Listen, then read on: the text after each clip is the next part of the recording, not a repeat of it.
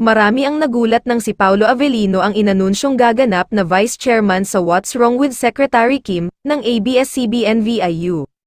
Umaasa kasi ang karamihan na si Jake Ejercito ang makakapareha ni Kim Chu sa nasabing series na Filipino adaptation ng isang hit South Korean webtoon series at naging highly rated TV drama series din. Lumabas kasi ang mga photos na kuha sa naganap na storyco nito few months ago. Sa mga nasabing photo ay kita ang names nina Jake at Kim sa center part ng table bilang mga bida ng series. Ang What's Wrong with Secretary Kim, sana ang follow-up nina Kim at Jake after ng kanilang unang project na Fit Check, na naging #1 series sa Prime Video Philippines at kung saan nakitaan sila ng chemistry ng viewers. Ito rin sana ang unang beses na magiging bida si Jake.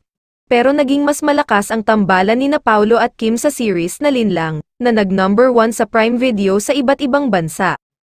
Sa sobrang patok nga ng Linlang, ay nag-top 11 most watched series ito sa worldwide ranking ng Prime Video.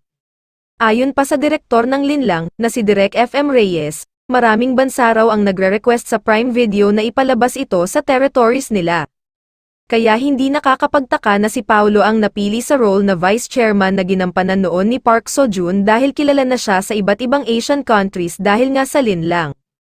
Maski nga ako ay nalulungkot sa nangyari kay Jake, pero ganun talaga at saka isipin na lang natin na baka mas may bonggang plano ang ABS-CBN sa kanya, di ba?